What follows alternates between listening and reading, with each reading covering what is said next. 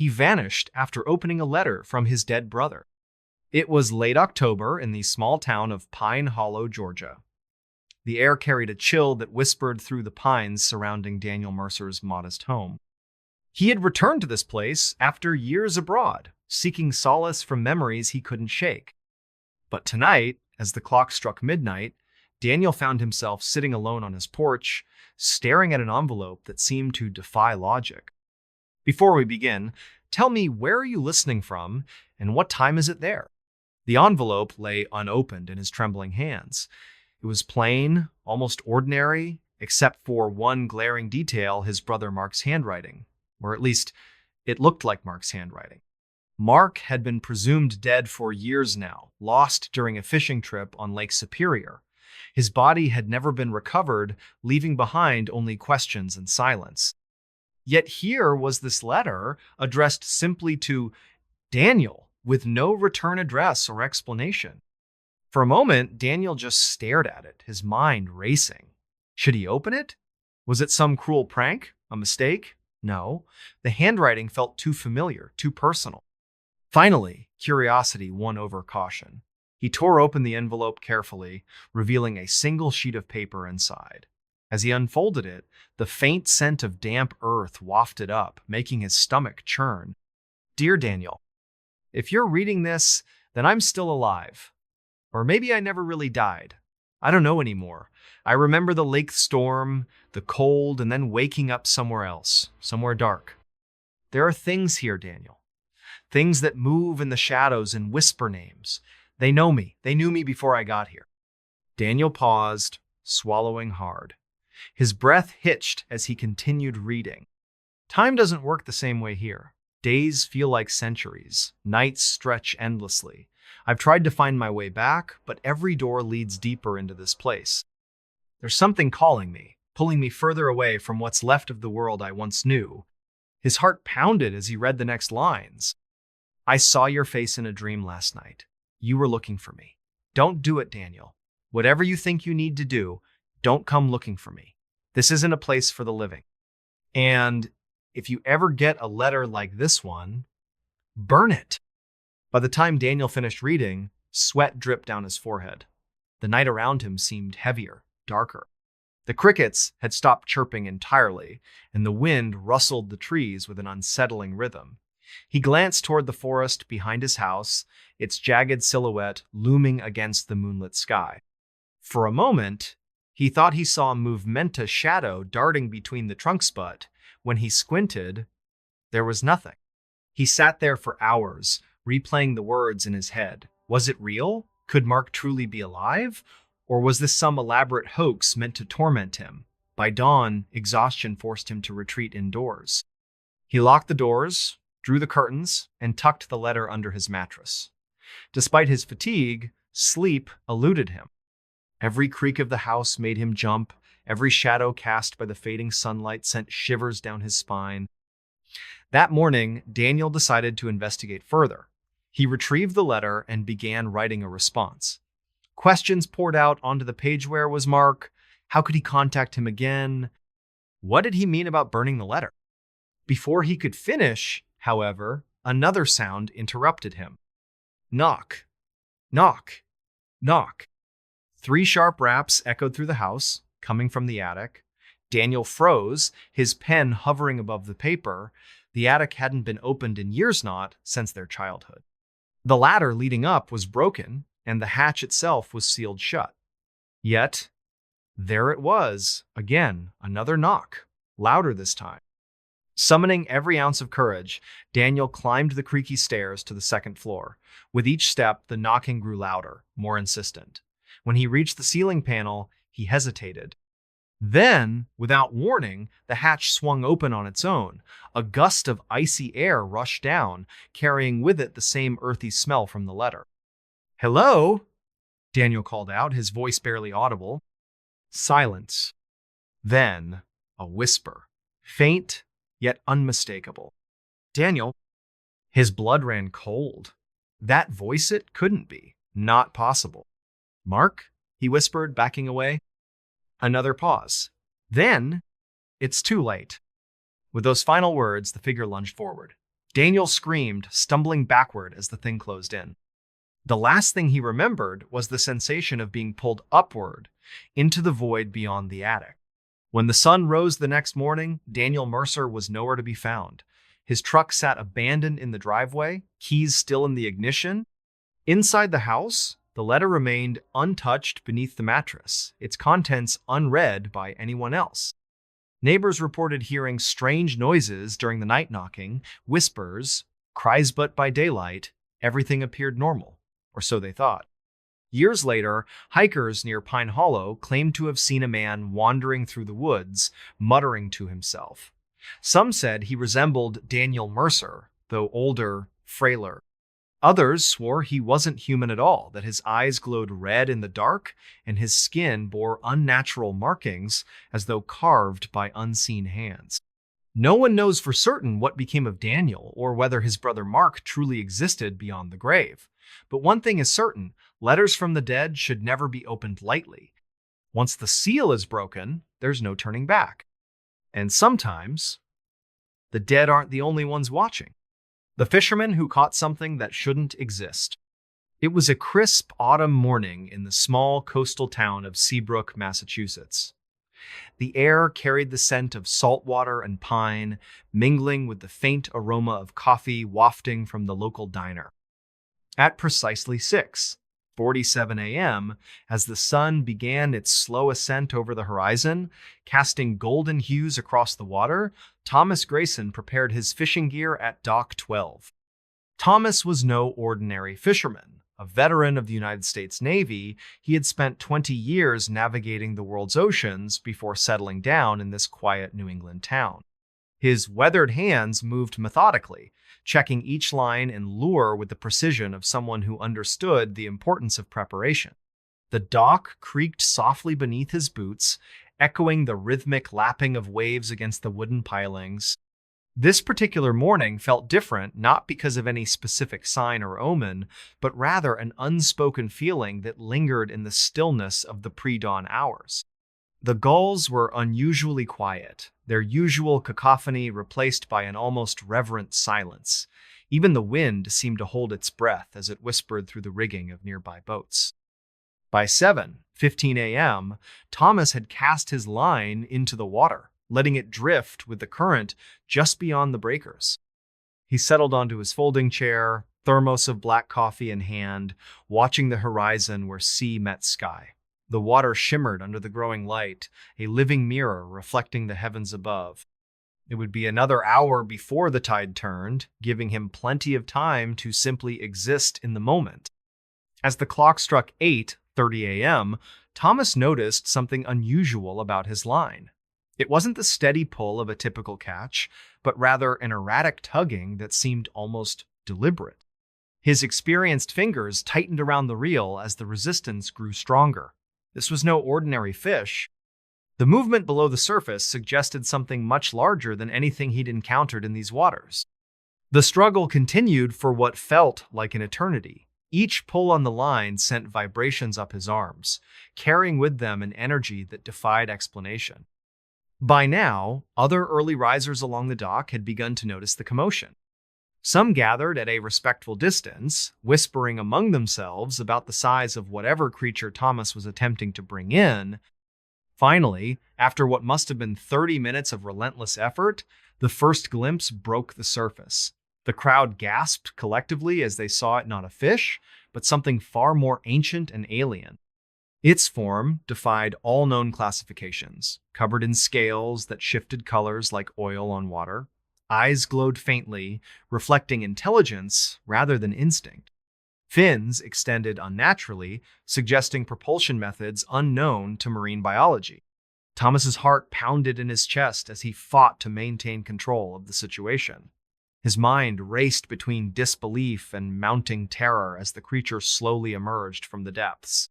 The weight of its body bent the rod dangerously close to breaking point, yet somehow he managed to guide it closer to the edge of the dock. At exactly 9:12 a.m., the full horror revealed itself. Standing there, surrounded by witnesses who could do nothing but stare in stunned silence, Thomas confronted something that should not exist in our modern world. The creature measured nearly 8 feet in length, its head resembling some grotesque amalgamation of shark and reptile. Gills pulsated rhythmically along its neck, while tentacle-like appendages writhed helplessly against the wooden planks. A collective murmur rose from the spectators as word spread quickly through the community. Local authorities arrived shortly after, led by Sheriff Mark Henderson, a man whose skepticism immediately gave way to genuine concern upon seeing the evidence before him. Conversations turned hushed, filled with questions none dared ask aloud. Where had this thing come from? How long had it been lurking beneath their waters? And most importantly, why now? Back at the Marine Research Facility located within Gloucester Harbor, Dr. Emily Carter examined the specimen with both professional curiosity and personal unease. Her team worked tirelessly to document every detail, taking measurements, photographs, and collecting samples for analysis. Yet, even she couldn't explain certain anomalies present in the creature's physiology structures that suggested adaptation to environments far removed from Earth's oceans. Meanwhile, back in Seabrook, tensions ran high among residents. Rumors spread faster than anyone could contain them, ranging from scientific theories to wild speculation involving government conspiracies and extraterrestrial origins. Nighttime brought little relief as people reported strange lights dancing across the water, accompanied by low-frequency sounds that resonated deep within their chests. One evening, approximately 3 days later, at 10:45 p.m., Thomas found himself drawn once again to Dock 12. Perhaps seeking answers, perhaps closure, he stood where everything had begun, staring out into darkness. The moon hung low, casting silver ripples across the restless sea. Then, without warning, the water erupted violently, mere feet away. What followed remains unexplained to this day. Witnesses described shapes moving beneath the surface, too large to be whales, too coordinated to be natural phenomena. Lights flashed underwater in patterns reminiscent of communication. And then came the sounda haunting melody carried on currents only those near the shore could hear clearly. Over subsequent weeks, life in Seabrook changed irrevocably. Fishing expeditions dwindled as tales of missing boats and strange disappearances spread. Tourists stayed away, sensing the unease permeating the once friendly town. Even the wildlife seemed affected, birds abandoning nests and seals avoiding familiar beaches. Yet amidst all this chaos, one constant remained the memory of that fateful morning when Thomas Grayson reeled in more than just a fish.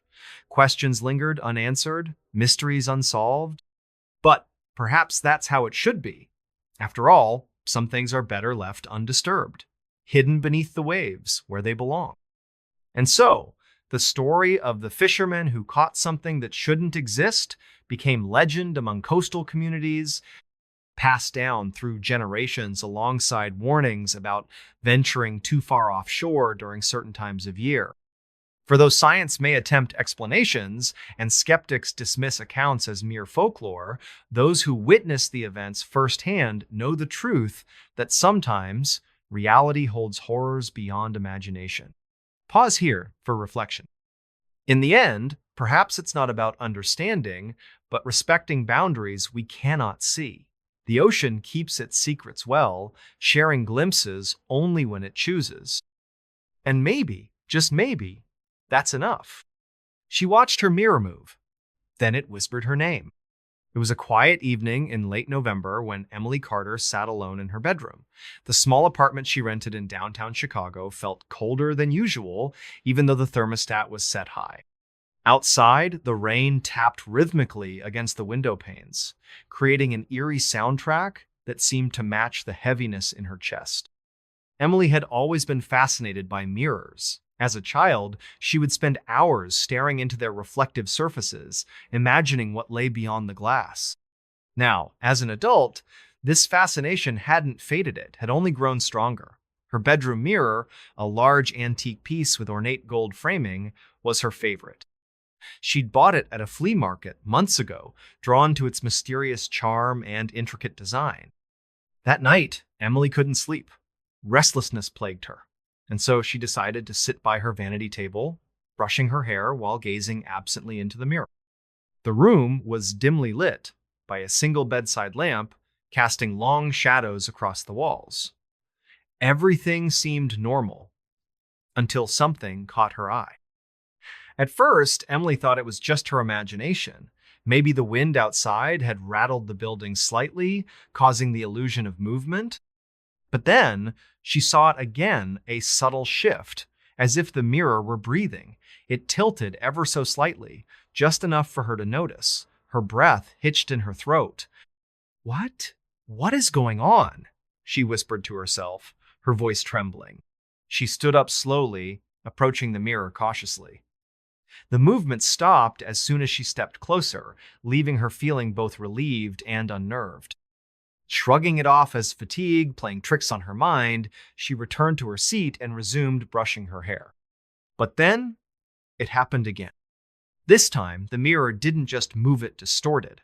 The reflection rippled like water disturbed by a stone, warping Emily's image into something unrecognizable. Shadows stretched and twisted, forming shapes that shouldn't exist. Panic surged through her veins as she stumbled backward, knocking over the chair. "Stop it!" she shouted, though she wasn't sure who or what she was talking to. And then, the whisper came.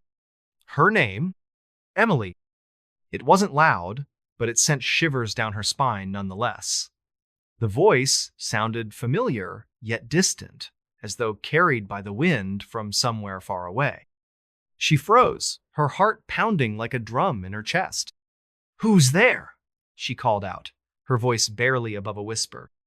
There was no answer, only silence. The mirror remained still once more, its surface smooth and unblemished. For a moment, Emily convinced herself that she must have imagined the whole thing. Perhaps the stress of work or lack of sleep was getting to her. Determined to put the incident behind her, she turned off the light and climbed into bed. Sleep did not come easily that night. Every creak of the floorboards made her jump. Every draft of cold air sent chills down her spine. Just as she began to drift off, another sound woke her, the faintest scraping noise coming from her vanity. She opened her eyes to see the mirror swaying gently, despite the fact that there was no breeze in the room. The frame creaked softly as it rocked back and forth, as though alive. Emily sat up, her pulse quickening. "Stop," she said aloud, her voice firm but shaky. "Please, stop." The mirror ignored her plea. Instead, it tilted further, revealing a dark void behind the glass. Emily gasped, leaning forward to get a better look. What she saw made her blood run cold. A figure stood there, watching her.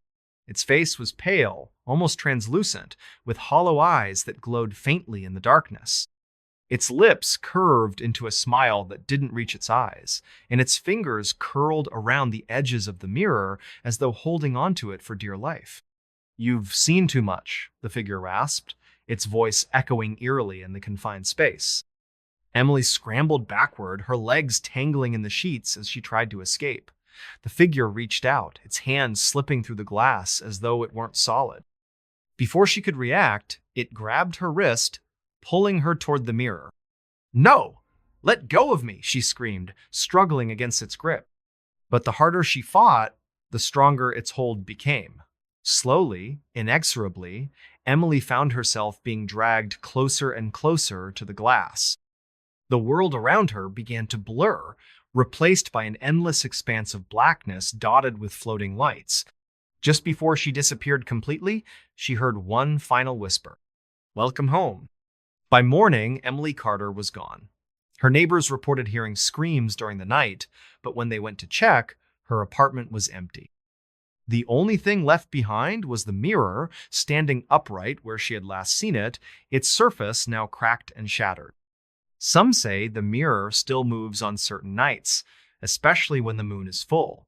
Others claim to hear whispers emanating from it, calling out names of those who dare to look too closely. No one knows for sure what happened to Emily, but one thing is, certain mirrors are not always what they seem. A message in a bottle led to the most terrifying discovery. It was a quiet summer morning when Michael Reed found the bottle. He had spent the weekend camping near Lake Superior with his best friend, Jake Carter. The two men were avid hikers and outdoor enthusiasts, often venturing into remote areas for adventure. This time, they decided to explore the northern shores of the lake, where few tourists ventured due to its rugged terrain and unpredictable weather. The sun was just rising over the horizon, casting golden light across the calm waters of the lake. It was peaceful, almost too peaceful. As he walked along the rocky shoreline, something caught his eye: a small glass bottle half buried in the sand. Curiosity piqued, he bent down to pick it up. The bottle was old, its surface etched with faint scratches from years of being tossed by waves. Inside, there was a rolled-up piece of paper tied with a thin string. Michael untied the knot carefully, pulling out the fragile note. His heart raced as he unfolded it, revealing handwriting that seemed both familiar and strange. To whoever finds this, if you're reading this, then I'm gone. I don't know how much longer I can survive here, wherever here is. I woke up one day on an island in the middle of nowhere. No boat, no memory of how I got here, just endless water surrounding me and voices whispering my name every night. Michael paused, staring at the words. His hands trembled slightly as he continued reading. There's something here. Something watching me. At first, I thought it was just my imagination, but now I see it moving in the shadows. It comes closer each night, calling out names. Names I recognize. People I knew before. But they're not alive anymore. By the time Michael finished reading, his stomach churned with unease. He glanced toward Jake, who was still setting up their tent nearby. Should he show him or keep it to himself? Before he could decide, another sound interrupted him. From the corner of his eye, Michael saw movement in the water. A dark shape surfaced briefly before disappearing again. His pulse quickened as he stared harder, trying to make sense of what he'd seen. Was it a fish? A log? Or something else entirely? That evening, as the sun dipped below the horizon, Michael couldn't shake the feeling that they weren't alone. The wind picked up, rustling through the trees with an unsettling rhythm. Shadows stretched long across the campsite, making even the most mundane objects appear sinister. Jake noticed his friend's unease and asked about it. Something's wrong, Michael admitted, holding up the bottle. I found this today. Jake took the bottle, examining it closely. What is it? A message, Michael replied softly, and I think it might be real. He handed the note to Jake, watching as his friend's expression shifted from curiosity to concern. Neither spoke for several minutes after Jake finished reading. The silence between them felt heavier than usual. The next morning, they packed up their gear and headed back to civilization. Along the way, Michael couldn't help but notice strange occurrences, their compass spinning erratically, birds flying in unnatural patterns, and echoes of whispers carried by the wind. Each incident made his skin crawl, reinforcing the eerie sensation that something or someone was following them. When they finally returned to town, Michael went straight to the local library. He wanted answers. After hours of research, he discovered something disturbing. Stories of disappearances around Lake Superior dating back decades. People vanishing without a trace, leaving behind only cryptic messages or personal belongings washed ashore. One account stood out: a woman named Clara Thompson who claimed to have received a similar message in a bottle. She described waking nightmares of shadowy figures and voices calling her name. Her disappearance remains unsolved to this day. Weeks passed, but the mystery haunted Michael relentlessly. Every creak of his house at night sent shivers down his spine. Every shadow cast by moonlight seemed darker, more menacing. One stormy night, while sitting alone in his living room, he heard a soft knock at the window. Knock, knock, knock. Heart pounding, he approached cautiously. Outside, the rain poured heavily, obscuring everything beyond the glass. Yet, when he peered closer, he swore he saw a movementa figure standing in the darkness, its face pressed against the pane. Before he could react, the figure vanished. In its place, written in condensation on the window, were three chilling words. Open the door. Days turned into weeks, and the encounters grew more frequent. Whispers echoed through his house late at night. Shadows flitted across walls when no one was there. And always, always, that same phrase appeared wherever he looked. Open the door. Finally, driven mad by fear and exhaustion, Michael did exactly that. The moment he turned the lock, cold air rushed inside, carrying with it the scent of damp earth and salt water. Standing in the doorway wasn't human-not entirely. Its form shimmered like heat waves, shifting between shapes until settling on something vaguely humanoid. Eyes glowed faintly in the darkness, fixed intently on Michael. "You shouldn't have opened it," the creature rasped, its voice echoing unnaturally. "What? What are you?" Michael stammered, backing away. "That doesn't matter anymore," it replied. "You've already let us in." With those final words, the world around Michael dissolved into chaos. Shadows converged, swallowing everything in sight. Time lost meaning. Space warped unpredictably. All he could hear was laughter, cold, cruel, and endless. No one knows what became of Michael Reed. His house sits abandoned now, windows boarded up, grass growing wild in the yard. Some say they still hear knocking at night, three sharp raps, followed by whispers too faint to understand. Others claim to see a man wandering aimlessly near Lake Superior, muttering to himself under the moonlight. Whatever the truth may be, one thing remains certain. Messages in bottles should never be ignored lightly. Once opened, there's no turning back. And sometimes, the things we unleash aren't the only ones watching. The man who made a deal with the devil and kept it. It was a cold December evening in the small town of Black Hollow, Pennsylvania. The snow had started falling earlier that day, blanketing everything in pristine white, but there was an unsettling stillness in the air that made even the bravest residents uneasy. This was the kind of quiet that whispered secrets from beyond the veil of reality. Ethan Grayson sat alone in his dimly lit study, staring at the flickering flames of the fireplace. He was a man in his mid-30s, with sharp features and eyes that carried the weight of too many sleepless nights. Ethan wasn't always like this. He used to be optimistic, hopeful, someone who believed in second chances, but life had a way of chipping away at people until all that remained were their darkest desires. Years ago, Ethan had lost everything. His wife, Clara, died in a car accident when she was only 28 years old. Their young daughter, Emily, followed shortly after, succumbing to a rare illness no doctor could explain. Grief consumed him, turning him into a shell of the man he once was.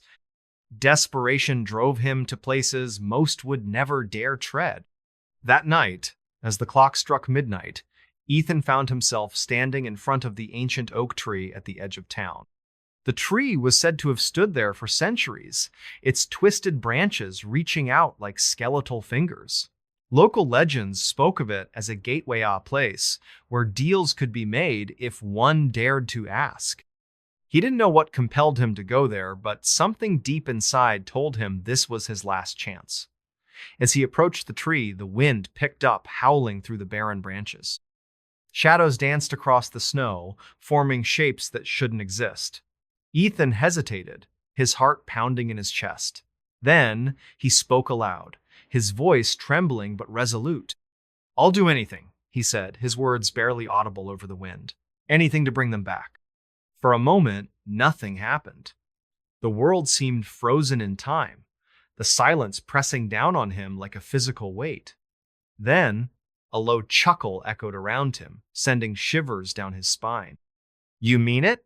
came a voice, smooth and menacing, as if spoken directly into his mind. "Yes," Ethan replied without hesitation. "I mean it." "And what are you willing to give in return?" Ethan thought about it for a moment, though deep down he already knew the answer. "My soul," he whispered. The laughter grew louder, reverberating through the forest. "A fine bargain," the voice purred. "But remember, Ethan Grayson, once the deal is sealed, there's no turning back." When Ethan woke up the next morning, he was back in his bed, the events of the previous night feeling more like a dream than reality. At first, he convinced himself it must have been just that a feverish nightmare brought on by grief and exhaustion. That illusion shattered when he walked into the kitchen and saw her. Clara stood by the stove, humming softly as she prepared breakfast. She looked exactly as he remembered, her beautiful, vibrant, alive. Tears filled Ethan's eyes as he approached her, hesitant to believe what he was seeing. "Clara?" he whispered. She turned around, smiling warmly. "Good morning, sweetheart. Did you sleep well?" Ethan couldn't find the words to respond. Instead, he pulled her into a tight embrace, holding her as if afraid she might disappear again. Later, when they sat down to eat, Emily came bounding into the room, laughing and chattering nonstop. Everything felt so real, so perfect, that Ethan almost forgot the price he'd paid. Almost. Days turned into weeks, and Ethan's life returned to normal, or at least as close to normal as it could ever be. Clara and Emily were back, filling the house with love and laughter. For the first time in years, Ethan felt whole again. Yet, despite the happiness surrounding him, a shadow lingered in the corners of his mind. Strange things began happening around the house. Doors creaked open on their own, whispers echoed through empty hallways, and every now and then, Ethan caught glimpses of figures lurking just out of sight. He tried to ignore them, telling himself it was just his imagination playing tricks on him. But deep down, he knew better. One night, while lying in bed beside Clara, Ethan heard Ita's soft knock at the window. Knock, knock, knock. His blood ran cold. Slowly, he got out of bed and approached the window, peering outside. The moonlight illuminated the yard, revealing nothing but snow-covered ground and the occasional pine tree. Just as he was about to turn away, movement caught his eye. Standing in the distance, beneath the ancient oak tree, was a figure cloaked in darkness. Its face was obscured, but Ethan could feel its gaze boring into him. The figure raised a hand, pointing toward the house. Then, it vanished. Ethan stumbled backward, his heart racing. He wanted to wake Clara, to tell her what he'd seen, but something stopped him. Fear? Guilt? Or perhaps both. Instead, he climbed back into bed, pulling the covers tightly around him. Sleep eluded him that night, each passing second stretching endlessly. Weeks passed, and the strange occurrences grew more frequent. Objects moved without explanation, voices whispered in languages Ethan didn't recognize, and the air in the house grew colder with each passing day. Despite this, Clara and Emily remained blissfully unaware, continuing their lives as if nothing unusual was happening. Then came the night that changed everything. Ethan was sitting in the living room, watching over his family as they played a board game together. It was a simple moment, yet it filled him with a profound sense of peace. Just as he leaned back in his chair, a sudden chill swept through the room. The temperature dropped dramatically, causing Clara and Emily to shiver. "What's wrong?" Clara asked, looking up at him with concern. "Nothing," Ethan lied, forcing a smile. "Just the draft." But it wasn't just the draft. The air crackled with energy, static electricity making the hair on Ethan's arms stand on end. Then, the lights began to flicker, plunging the room into darkness before snapping back on again. When the light returned, the figure from the oak tree stood in the doorway, its presence filling the room with dread. "Your time is up," it rasped, its voice echoing unnaturally. Ethan froze, unable to move or speak. Clara and Emily screamed, scrambling to hide behind him. The figure stepped closer, its form shifting between human and something far more monstrous. "You kept your end of the bargain," it continued, its red eyes glowing ominously. "Now it's time for me to keep mine." Before anyone could react, the figure lunged forward, grabbing Ethan by the throat.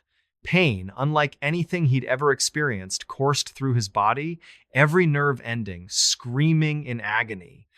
He tried to fight back, to protect his family, but it was useless. The creature's grip tightened until the world around him faded into blackness. When Ethan woke up, he was no longer in his home. Instead, he found himself in a desolate wasteland, surrounded by endless fields of fire and ash. The sky above burned with an unnatural orange glow, casting long shadows across the barren landscape. In the distance, he could hear screams, agonizing cries of torment that chilled him to the bone. And then he saw them. Clara and Emily stood nearby, bound by chains of black smoke. They looked at him with pleading eyes, tears streaming down their faces. "No!" Ethan shouted, rushing toward them. "This wasn't supposed to happen." But the figure appeared once more, blocking his path. "You should have read the fine print," it sneered. "Souls aren't cheap, Ethan. You thought you could save them, but in doing so, you condemned us all." Tears streamed down Ethan's cheeks as he realized the truth. The deal hadn't brought his family back, it had trapped them in this hellish realm forever. Despair overwhelmed him, leaving him broken and defeated. No one knows what became of Ethan Grayson.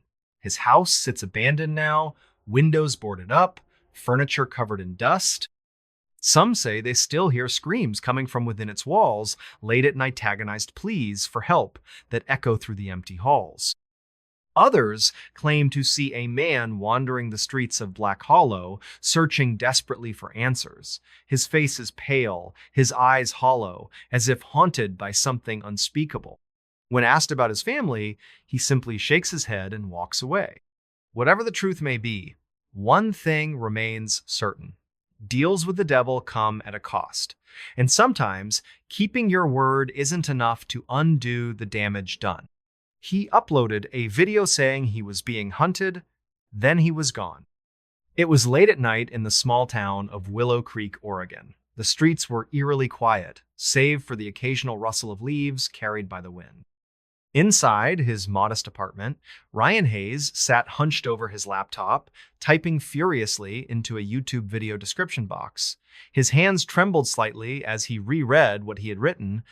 "This isn't a prank, this isn't fake. I don't know how much longer I can survive this. Something or someone is hunting me. If you're watching this, then I'm probably already gone." Ryan hesitated before hitting publish. He glanced nervously around the dimly lit room, half expecting shadows to move where they shouldn't. The clock on the wall ticked loudly, each second stretching out like an eternity. Outside, the faint glow of streetlights cast long, distorted shadows across the walls. Why had he done it? Why had he uploaded that video? Deep down, Ryan knew it was desperation talking. Days earlier, everything had seemed normal. He was just another ordinary man, living an ordinary life, a graphic designer, working from home, spending most of his time behind a screen. But then, things began to change. It started with the noise of soft whispers coming from empty corners of the house, footsteps echoing through hallways when no one else was there. At first, Ryan dismissed them as tricks of the mind or old building creaks. However, as the days passed, the occurrences grew more frequent, more intense. Objects moved without explanation. Doors opened and closed on their own. And then came the worst part, the feeling of being watched, even when he was alone. One evening, while sitting in his living room, Ryan caught a glimpse of movement out of the corner of his eye. When he turned to investigate, nothing was there, or so he thought. That night, he couldn't sleep. Every sound made him jump. Every shadow seemed darker than usual. Finally, driven by fear and exhaustion, he decided to document what was happening. Maybe someone online could help him make sense of it all. The first video was simple, enough a shaky camera panning around his apartment, showing the places where strange things had occurred. He spoke softly but urgently, explaining everything he'd experienced so far. To his surprise, the video gained traction almost immediately. Hundreds, then thousands of viewers flooded his channel with comments and theories. Some suggested logical explanations, like stress or insomnia. Others warned him not to take the situation lightly.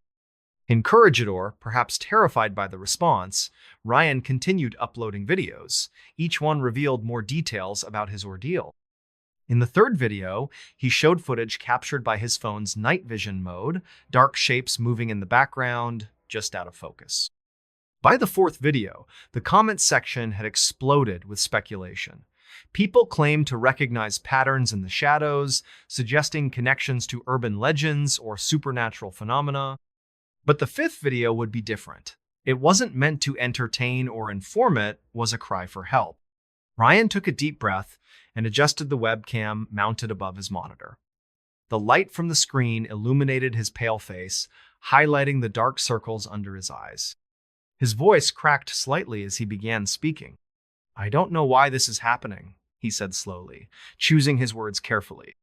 "I've tried ignoring it, blocking it out, pretending it doesn't exist, but it's getting worse. Whatever it is, it's closing in."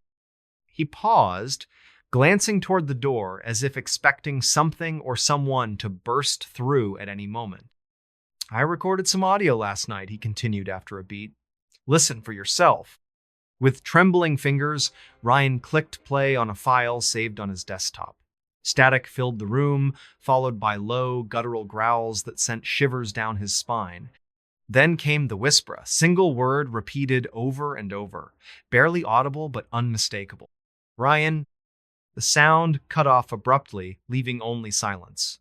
For several seconds, neither Ryan nor the camera moved. Finally, he cleared his throat and forced himself to speak again.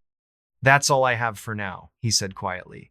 "If anyone knows what to do, how to stop this, please let me know, because I don't think I can keep running forever." Hours later, Ryan uploaded the video and stepped away from his computer, hoping against hope that someone might actually understand what he was going through. As he climbed into bed, he told himself it would be okay, that tomorrow, maybe, things would improve, but deep inside, he knew better. Sleep eluded him. Shadows danced across the ceiling, forming shapes that shifted and twisted unnaturally. Somewhere in the distance, a dog barked twice, its cries fading into silence. Ryan pulled the blanket tighter around him, trying to ignore the creeping sensation that someone or something was standing just outside the bedroom door. The next morning, Ryan didn't wake up. His landlord found him hours later, alerted by the smell of burnt plastic wafting from beneath the apartment door. The scene inside was surreal. Every electronic device in the room, phones, laptops, TV had been destroyed, their screens cracked and wires exposed. On the floor lay fragments of shattered glass and melted metal. In the center of the chaos stood Ryan's desk chair, tilted precariously backward as though abandoned mid-motion. There was no sign of Ryan himself. Word spread quickly through Willow Creek about the missing man who had documented his own disappearance. Investigators scoured the apartment, searching for clues. They discovered remnants of the videos still stored on Ryan's hard drive, along with fragments of text messages sent to friends and family in the days leading up to his vanishing. In one message, dated shortly before the final video was uploaded, Ryan wrote, "They're here. I can hear them breathing. Please tell someone, anyone." Another reads simply, "It knows my name." Despite extensive searches, no trace of Ryan Hayes was ever found. His case remains unsolved to this day, though many believe his videos hold the key to understanding what happened. Some say they still receive notifications when new content appears on his Channel 11, though the account has been inactive for years. And sometimes, late at night, people claim to hear whispers emanating from their speakers, calling out names they recognize. Names like Ryan's. The island where time stops at exactly 3:07 a.m. It was a quiet evening when Michael Hayes arrived at the small coastal town of Willow Creek, Oregon. He had spent weeks researching strange occurrences around Lake Superior for his freelance journalism projecta documentary about unsolved mysteries in America. As he delved deeper into local legends, one particular tale stood out: the legend of Blackwater Island, where time supposedly stopped every night at exactly 3:07 a.m. Michael wasn't the kind of person who believed in supernatural phenomena outright. A man in his mid-30s with sharp features and piercing blue eyes, he prided himself on skepticism balanced by curiosity. But something about this story intrigued him.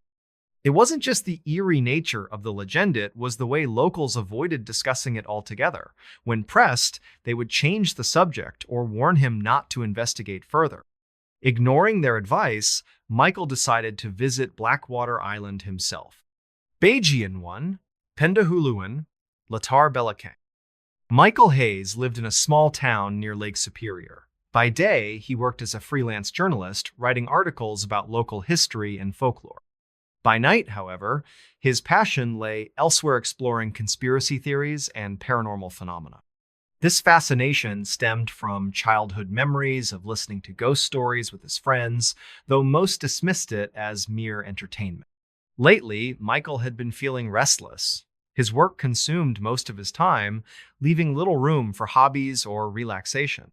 On this particular weekend, he decided to dive deeper into his research, hoping to find a story worth telling. That's when he discovered Blackwater Islandian enigma wrapped in secrecy. As he delved further into the documents, Michael noticed patterns emerging. Names of missing individuals, dates of unexplained disappearances, and references to time anomalies scattered throughout the files.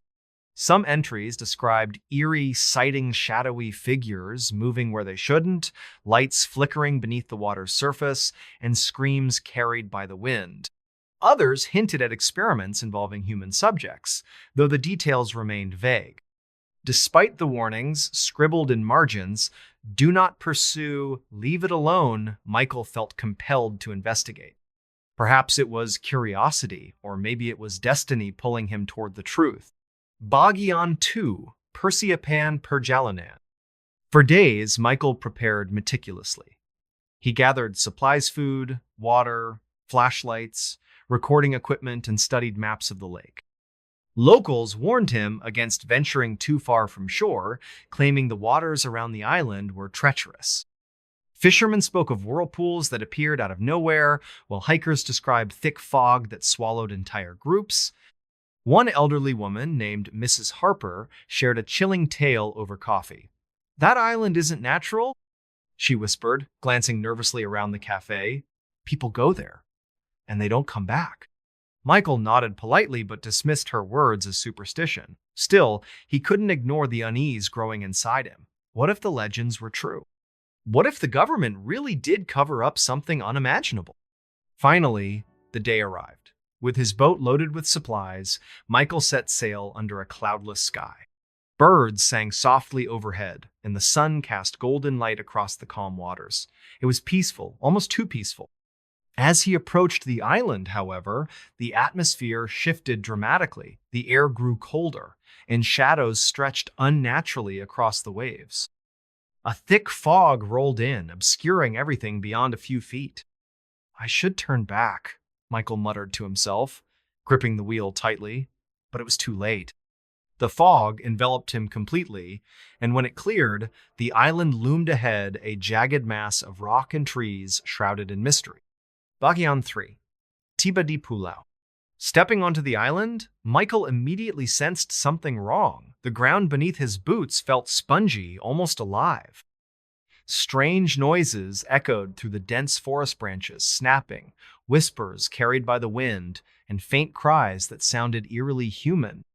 Each step brought him closer to the heart of the island, where ruins of what appeared to be a laboratory stood half buried in vines and moss. Inside the ruins, Michael found remnants of experiments long abandoned. Test tubes filled with murky liquid-lined shelves, their contents glowing faintly in the dim light. Papers scattered across desks contained diagrams of creatures that defied logicybrids between humans and animals, beings with multiple eyes, and entities made entirely of shadow. At the center of the room lay a single objecta-black clock etched with symbols that pulsed faintly under his flashlight beam. "What is this?" Michael whispered, reaching out cautiously. Before he could touch it, the clock emitted a low hum, vibrating gently in his hand. Then, the lights in the lab flickered to life, illuminating the space with an unnatural glow. Michael froze, his mind racing. Was someone or something still here? Suddenly, voices filled the air, hundreds of them, overlapping and whispering unintelligible phrases. Michael covered his ears, trying to block out the cacophony, but the sound persisted. When he looked up, he saw movement in the corners of the room shadows, stretching and twisting into forms that shouldn't exist. "They know you're here," came a voice behind him. Michael spun around, flashlight trembling in his grip. Standing in the doorway wasn't human entirely. Its form shimmered like heat waves, shifting between shapes until settling on something vaguely humanoid. Eyes glowed faintly in the darkness, fixed intently on Michael. "You shouldn't have come!" the creature rasped, its voice echoing unnaturally. "What happened here?" Michael stammered, backing away. "That doesn't matter anymore," it replied. "You've already seen too much."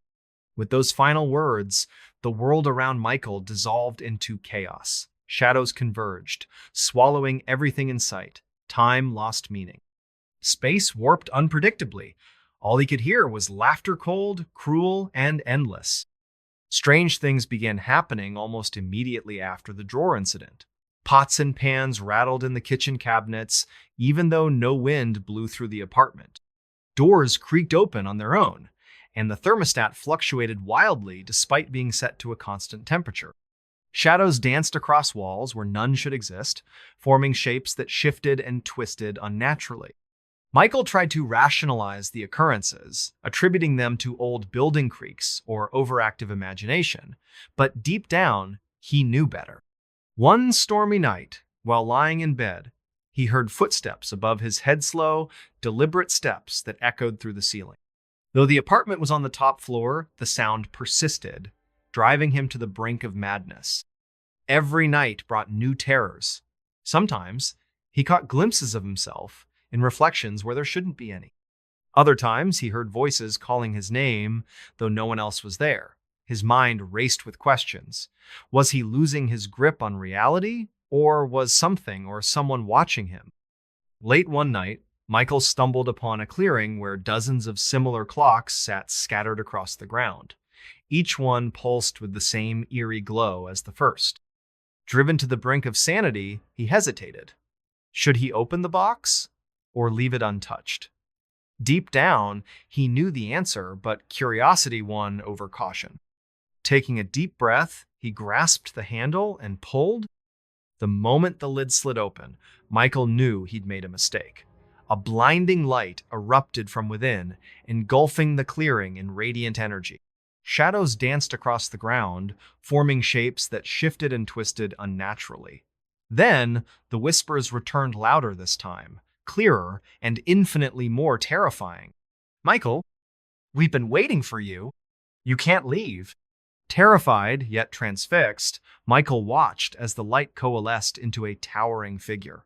Its form shimmered like heat waves, constantly shifting between human-like features and abstract shapes. Eyes glowed faintly in the darkness, fixed intently on him. "You shouldn't have opened it," the creature rasped, its voice resonating unnaturally. "I didn't mean to," Michael stammered, stumbling backward. "That doesn't matter now," it replied. "You've awakened us, and we intend to stay." Panic surged through Michael as the creature advanced, its glowing red eyes piercing through the gloom. He tried to flee, but the forest around him warped and twisted, creating impossible paths and dead ends. Shadows converged, trapping him in a cocoon of darkness. Laughter echoed through the void, cold, cruel, and endless. No one knows what became of Michael Hayes. His boat was found adrift near the shores of Lake Superior, engines still running, supplies intact. Investigators scoured the area but found no trace of him. Inside the cabin where he stored his research, they discovered remnants of burned electronics and shattered glass. On the floor lay a single piece of paper, torn from one of the documents he'd carried with him. Written in shaky handwriting were 3 chilling words: "Time stops here." Some say the phenomenon still happens. Visitors to the lake report hearing faint murmurs carried by the wind, voices calling out names they recognize. Others claim to see a man wandering the shores, muttering to himself under the moonlight. Years later, rumors persist about Blackwater Island and its connection to other disappearances in the area. People report finding similar clocks in their homes, each displaying the exact same time, 3:07 a.m. Whether these stories are true or mere legend remains unclear, but one thing is certain: stepping foot on Blackwater Island comes at a cost, and sometimes keeping secrets isn't enough to undo the damage done. This town celebrates the day everyone goes missing. It was a quiet morning in the small town of Willow Hollow. nestled deep within the woods of Minnesota. The sun cast golden light through the towering pines, painting the streets with patches of warmth. To an outsider, it seemed like any other peaceful American town. But for those who lived there, this day carried a weight far heavier than its serene appearance suggested. The townsfolk called it Vanishing Day, a date etched into their calendars as both a curse and a celebration. Every year, without fail, the entire population of Willow Hollow disappeared at exactly midnight. Not a single soul remained behind, not even pets or livestock. And yet, come dawn, they would all reappear, seemingly unharmed but forever changed. No one knew why it happened. Some believed it was a curse placed upon the town by ancient spirits angered by human greed. Others whispered about government experiments gone wrong, leaving behind only fragmented memories and scars that refused to heal. Whatever the truth may be, the people of Willow Hollow had long since accepted their fate, marking Vanishing Day with solemn rituals and cautious optimism. That year, however, things were different. Emily Carter lived in a modest house on the outskirts of Willow Hollow. By day, she worked as a librarian, cataloging books, and helping residents find answers to life's questions. By night, however, her passion lay elsewhere, exploring conspiracy theories and paranormal phenomena. This fascination stemmed from childhood memories of listening to ghost stories with her friends, though most dismissed it as mere entertainment. Lately, Emily had been feeling restless. Her work consumed most of her time, leaving little room for hobbies or relaxation. On this particular weekend, she decided to dive deeper into her research, hoping to find a story worth telling. That's when she discovered the legend of Vanishing Dayan enigma wrapped in secrecy. According to the documents, the disappearances began decades ago, shortly after the construction of a mysterious government facility just outside the town limits. Official reports claimed the building housed scientific research labs, but locals swore it was something far more sinister, a place where time bent, space warped, and reality itself became fluid. Over the years, the facility fell silent, its existence erased from public records. Yet the disappearances continued, growing more frequent until finally settling on one specific night each year. Despite the warnings scribbled in margins, "Do not pursue, leave it alone," Emily felt compelled to investigate. Perhaps it was curiosity, or maybe it was destiny pulling her toward the truth. For weeks, Emily delved deeper into the town's history. She uncovered cryptic notes, photographs of empty streets taken during Vanishing Day, and reports marked as classified. The more she read, the colder the room felt. Shadows stretched unnaturally across the walls, and the faint scent of damp earth wafted up from the pages. One elderly man named Mr. Langley shared a chilling tale over coffee. "That facility isn't natural," he whispered, glancing nervously around the cafe. "People go there, and they don't come back." Emily nodded politely, but dismissed his words as superstition. Still, she couldn't ignore the unease growing inside her. What if the legends were true? What if the government really did tamper with forces beyond comprehension? Finally, the day arrived. With her gear loaded, Emily set out into the night, determined to uncover the truth. As Vanishing Day approached, Emily prepared meticulously. She gathered supplies, notebooks, cameras, recording equipment, and studied maps of the town. Locals warned her against staying awake, claiming it was impossible to resist the pull of whatever waited for them in the void. Fishermen spoke of strange lights above the lake, while farmers described eerie silences that preceded the disappearances. One evening, while sitting alone in her living room, Emily heard footsteps above her head, slow, deliberate steps that echoed through the ceiling. Though her apartment was on the top floor, the sound persisted, driving her to the brink of madness. Every night brought new terrors. Sometimes, she caught glimpses of herself in reflections where there shouldn't be any. Other times, she heard voices calling her name, though no one else was there. Her mind raced with questions. Was she losing her grip on reality, or was something or someone watching her? Days before Vanishing Day, Emily noticed strange occurrences around the town. Clocks ticked backward, mirrors reflected images slightly different from reality, and sometimes she saw shadows moving where they shouldn't. Each incident reinforced the unsettling notion that the event was real and whatever awaited her was not good. Emily tried to rationalize the occurrences, attributing them to old building creaks or overactive imagination. But deep down, she knew better. One stormy night, while lying in bed, she heard whispers carried by the wind-soft murmurs that sounded eerily familiar. Names she recognized, yet couldn't place. The unease grew stronger with each passing hour. When Vanishing Day finally arrived, Emily prepared herself mentally and physically. She set up cameras throughout her house, hoping to capture evidence of what truly happened during those missing hours. Outside, the town gathered once more, lighting candles and singing songs passed down through generations. The air grew heavier with each passing second, as though the world itself held its breath. At precisely midnight, the lights flickered out. Emily's heart raced as darkness enveloped her home.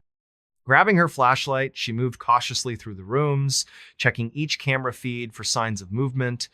For a while, nothing happened. Then, the whispers began. Faint at first, they grew louder and clearer with each step Emily took. Voices calling out names she recognized, yet couldn't place. Shadows danced along the walls, forming shapes that shifted and twisted unnaturally. Somewhere in the distance, a clock struck 13, a sound that froze her blood. "They're coming," came a whisper from behind. Emily spun around, flashlight trembling in her grip. Standing in the doorway wasn't Humanot entirely. Its form shimmered like heat waves, shifting between shapes until settling on something vaguely humanoid.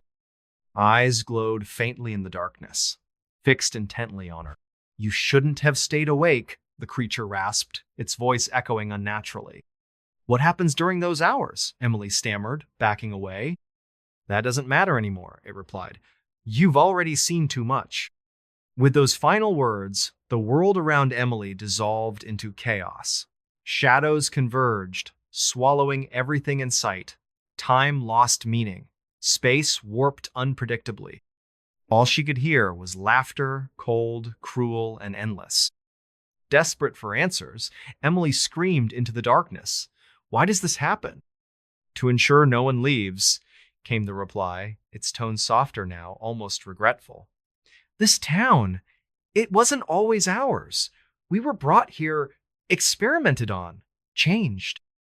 Emily's stomach churned as she realized the implications. Whatever had been done here wasn't just science gone wrong, it was humanity tampering with forces beyond comprehension. The creature continued speaking, its words dripping with sorrow. "They thought they could control us. They were wrong. Now we ensure no one returns." Emily wanted to argue, to plead for her life. But doubt crept in, poisoning her thoughts. How could she fight something so powerful, so ancient? "Is there any way out?" she whispered, clutching the flashlight tightly. "There never was," the creature replied. "But thank you for setting us free." Driven to the brink of sanity, Emily hesitated. Should she run? Or stay and face whatever waited for her? Deep down, she knew the answer, but curiosity won over caution. Taking a deep breath, she stepped closer to the creature, flashlight beam cutting through the darkness. The moment she did, the world around her collapsed. Darkness swallowed everything in sight, erasing all traces of the town, the facility, and the creatures that lurked within. When dawn broke over Willow Hollow the next morning, Emily Carter was nowhere to be found. No one knows what became of Emily Carter. Her house sat abandoned now, windows boarded up, furniture covered in dust. Investigators scoured the area but found no trace of her. Inside the cabin where she stored her research, they discovered remnants of burned electronics and shattered glass. On the floor lay a single piece of paper torn from one of the documents she'd carried with her. Written in shaky handwriting were 3 chilling words: "We never return." Some say the phenomenon still happens. Visitors to Willow Hollow report hearing faint murmurs carried by the wind, voices calling out names they recognize. Others claim to see a woman wandering the woods, muttering to herself under the moonlight. Years later, rumors persist about Vanishing Day and its connection to other disappearances in the area. People report finding similar clocks in their homes, each striking 13 instead of 12. Whether these stories are true or mere legend remains unclear. But one thing is certain, celebrating Vanishing Day comes at a cost. And sometimes, keeping secrets isn't enough to undo the damage done. He dreamt of a woman who didn't exist until she knocked on his door. It was a quiet evening in late November when Daniel Mercer sat alone in his modest home in rural Georgia. The crickets were chirping softly outside, their rhythmic song blending with the faint hum of the old refrigerator in the kitchen. He had just returned from a long day at work as a graphic designer, feeling drained but content with the solitude that enveloped him every night. Daniel wasn't the type to dwell on dreams. To him, they were fleeting fragments of imagination, nothing more. But lately, something had changed. For weeks, he had been haunted by recurring visions of a woman, a face so vivid it seemed real, though he knew deep down she couldn't possibly exist. Her eyes were piercingly blue, her hair flowed like midnight silk, and her voice carried an eerie calmness that sent shivers down his spine. In these dreams, she would stand silently in front of him, watching without speaking. Sometimes she reached out, brushing her fingers against his cheek before vanishing into thin air. Other times, she simply stared, her presence growing heavier with each passing second. Daniel tried to ignore the dreams, attributing them to stress or overwork. But the unease lingered, gnawing at the edges of his mind. Daniel Mercer lived in a small town near Lake Superior, Minnesota. By day, he worked as a freelance graphic designer, creating logos and advertisements for local businesses. By night, however, his mind wandered to darker places filled with shadows and whispers. This fascination stemmed from childhood memories of listening to ghost stories with his friends, though most dismissed it as mere entertainment. Lately, Daniel had been feeling restless. His work consumed most of his time, leaving little room for hobbies or relaxation. On this particular weekend, he decided to dive deeper into his research, hoping to find a story worth telling. That's when the dreams began an enigma wrapped in secrecy. At first, the dreams were vague. Shadows moving where they shouldn't, strange noises echoing through empty halls. But as days turned into weeks, the visions grew clearer. A woman appeared in his dream, her face so vivid it seemed real, though he knew deep down she couldn't possibly exist. Her eyes were piercingly blue, her hair flowed like midnight silk, and her voice carried an eerie calmness that sent shivers down his spine. In these dreams, she would stand silently in front of him, watching without speaking. Sometimes she reached out, brushing her fingers against his cheek before vanishing into thin air. Other times, she simply stared, her presence growing heavier with each passing second. Daniel tried to rationalize the dreams, attributing them to stress or overwork. But the unease lingered, gnawing at the edges of his mind. Despite his skepticism, Daniel felt compelled to investigate. Perhaps it was curiosity, or maybe it was destiny pulling him toward answers. For days, Daniel prepared meticulously. He gathered supplies, notebooks, cameras, recording equipment, and studied books about psychology and paranormal phenomena. Locals warned him against venturing too far into the unknown, claiming such investigations often led to trouble.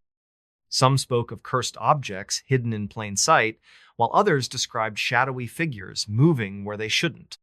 One elderly man named MrBallen shared a chilling tale over coffee. "Dreams like yours aren't normal," he whispered, glancing nervously around the cafe. "They're warnings. Something or someone's trying to reach you." "What happened here?" Daniel asked, leaning forward eagerly. MrBallen hesitated. "Back when I was young," he admitted finally, "we thought it was a curse. Something ancient, brought here by settlers who disturbed sacred ground. But then came the facility." His gaze drifted toward the window where shadows stretched unnaturally across the lawn. "And everything changed." These words weighed heavily on Daniel's mind as Vanishing Day approached. Was MrBallen exaggerating, or was there some truth to his warnings? Days passed, and Daniel noticed strange occurrences around him. Objects moved without explanation, clocks ticked backward, and mirrors reflected images, slightly different from reality. Each incident reinforced the unsettling notion that the dream was real and whatever awaited him was not good. When midnight struck, the lights in Daniel's house flickered out. He froze, gripping the edge of his chair tightly. Outside, the wind howled eerily through the trees, carrying with it the scent of damp earth and salt water. Shadows stretched unnaturally across the walls, forming shapes that shifted and twisted in ways that defied logic. Daniel tried to shake off the unease, convincing himself it was just his imagination playing tricks. But deep down, he knew better. One by one, strange occurrences began happening around him. Objects moved without explanation, clocks ticked backward, and mirrors reflected images slightly different from reality. Each incident reinforced the unsettling notion that the dream was real and whatever awaited him was not good. Then came the knock at the door. Knock, knock, knock. Heart pounding, Daniel approached cautiously. Through the peephole, he saw nothing but darkness. Yet, the knocking persisted, growing louder with each rap. Finally, driven mad by fear and exhaustion, Daniel did exactly what he had sworn not to do. He opened the door. Standing on the porch wasn't humanoid entirely. Her form shimmered like heat waves, shifting between shapes until settling on something vaguely humanoid. Eyes glowed faintly in the darkness, fixed intently on Daniel. "You shouldn't have opened it," the woman rasped, her voice echoing unnaturally. "Who are you?" Daniel stammered, backing away. "That doesn't matter anymore," she replied. "You've already let us in." With those final words, the world around Daniel dissolved into chaos. Shadows converged, swallowing everything in sight. Time lost meaning. Space warped unpredictably. All he could hear was laughter, cold, cruel, and endless. Strange things began happening almost immediately after the drawer incident. Pots and pans rattled in the kitchen cabinets, even though no wind blew through the house. Doors creaked open on their own, and the thermostat fluctuated wildly despite being set to a constant temperature. Shadows danced across walls where none should exist, forming shapes that shifted and twisted unnaturally. Daniel tried to rationalize the occurrences, attributing them to old building creaks or overactive imagination, but deep down, he knew better. One stormy night, while lying in bed, he heard footsteps above his head, slow, deliberate steps that echoed through the ceiling. Though the house was on the top floor, the sound persisted, driving him to the brink of madness. Every night brought new terrors. Sometimes he caught glimpses of the woman in reflections where there shouldn't be any. Other times, he heard her voice calling his name, though no one else was there. His mind raced with questions. Was he losing his grip on reality? Or was something or someone watching him? Daniel's life became a blur of confusion and dread. He barely slept, constantly checking his surroundings for signs of movement. During the day, he visited the local library, searching for clues about the mysterious woman in his dreams. He discovered old newspaper clippings and folklore surrounding Willow Hollow, a town known for its unexplained disappearances. According to the documents, Willow Hollow had once been home to a government facility during the Cold War era. Official reports claimed the building housed scientific research labs. However, locals swore it was something far more sinister, a place where time bent, space warped, and reality itself became fluid. Over the years, the facility fell silent, its existence erased from public records. Yet, the disappearances continued, growing more frequent until finally settling on one specific night each year. Daniel realized that the woman in his dreams might be connected to this facility. Could she be a victim of the experiments? Or worse, a manifestation of whatever forces still lingered within the ruins? Determined to uncover the truth, Daniel spent hours poring over dusty archives in the library. Among the yellowed papers, he found a diary belonging to a former resident named Clara Thompson. Her entries detailed her experiences leading up to the disappearances. "I can feel it," Clara wrote in one entry. Something is watching me. It moves in the shadows, whispering names I recognize, names of people who used to live here. Another entry describes seeing strange lights above the lake. They come every night now, she wrote. Bright flashes that disappear as quickly as they appear. Is this our fate? To vanish into nothingness? These words haunted Daniel as he read them. Could the same forces responsible for Clara's disappearance still linger today, or was there something else at play? As Vanishing Day drew nearer, Daniel prepared himself mentally and physically. He set up cameras throughout his house, hoping to capture evidence of what truly happened during those missing hours. Outside, the town gathered once more, lighting candles and exchanging last words before the inevitable. When midnight struck, the lights in Daniel's house flickered out. Grabbing his flashlight, he moved cautiously through the rooms, checking each camera feed for signs of movement. For a while, nothing happened. Then, the whispers began. Faint at first, they grew louder and clearer with each step Daniel took. Voices calling out names he recognized, yet couldn't place.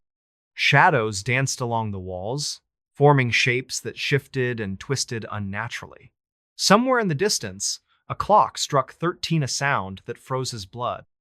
"She's coming," came a whisper from behind.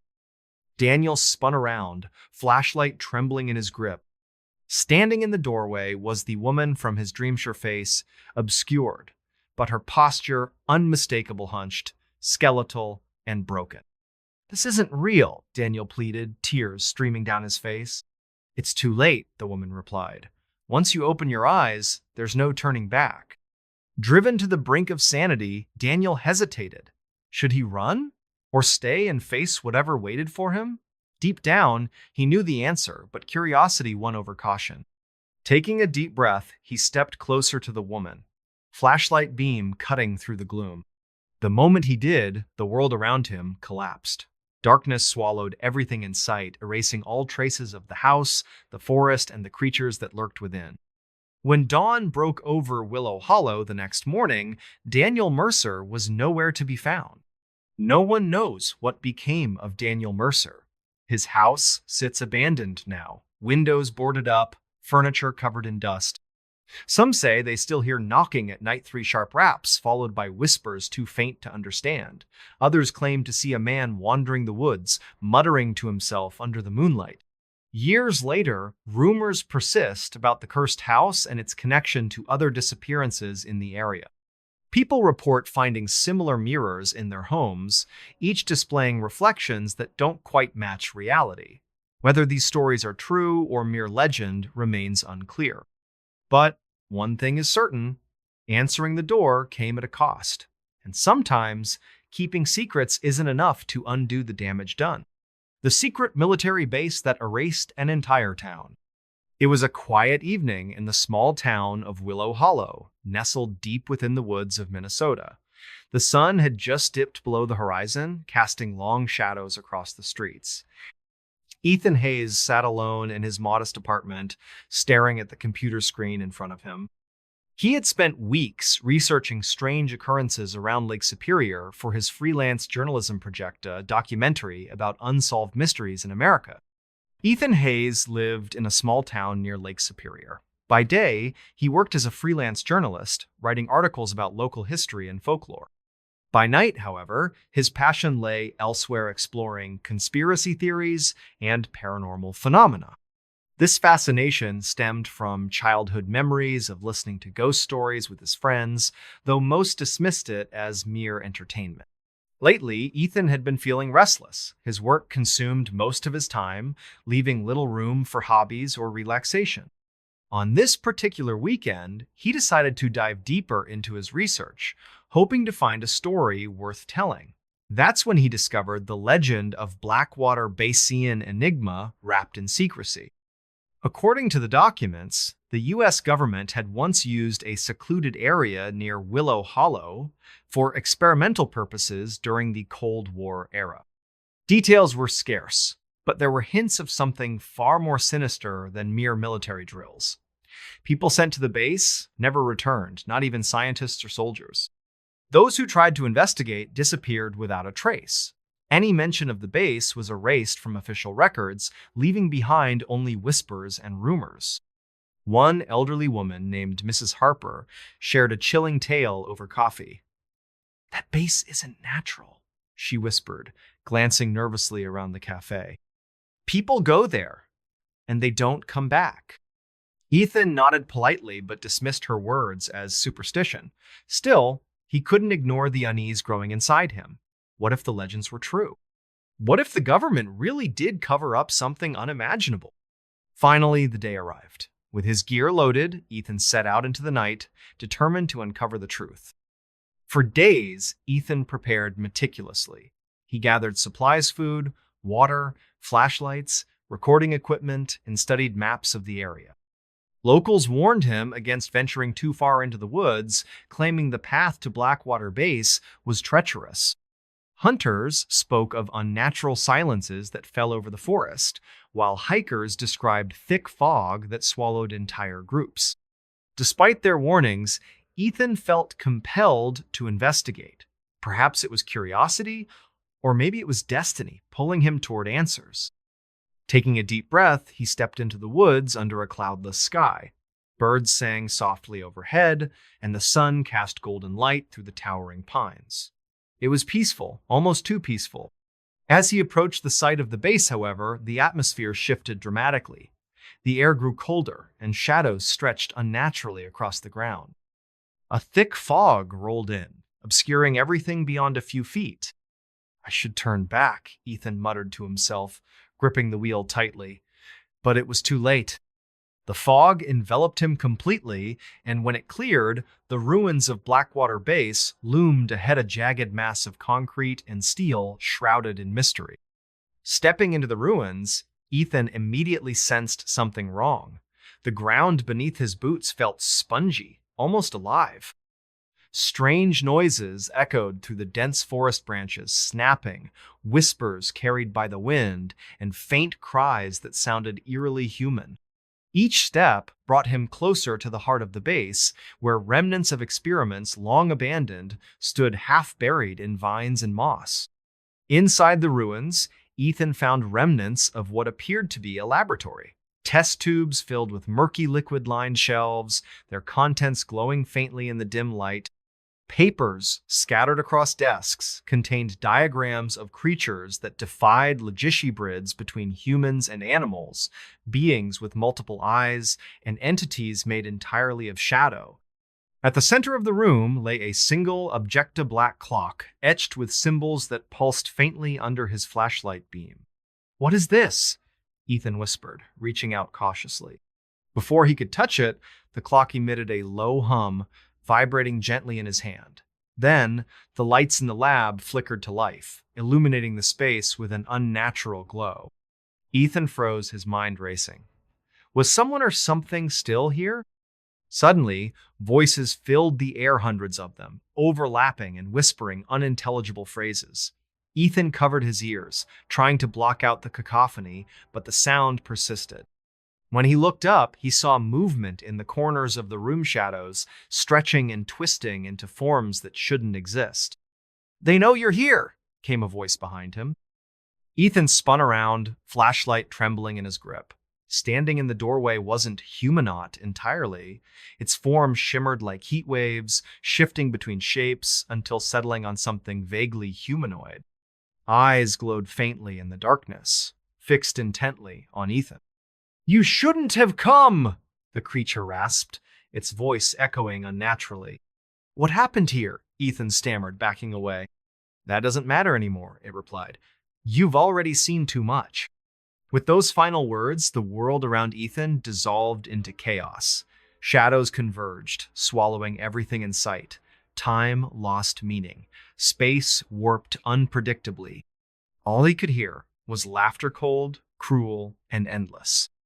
Strange things began happening almost immediately after the drawer incident. Pots and pans rattled in the kitchen cabinets, even though no wind blew through the house.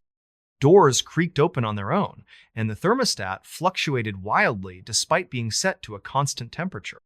Shadows danced across walls where none should exist, forming shapes that shifted and twisted unnaturally. Ethan tried to rationalize the occurrences, attributing them to old building creaks or overactive imagination.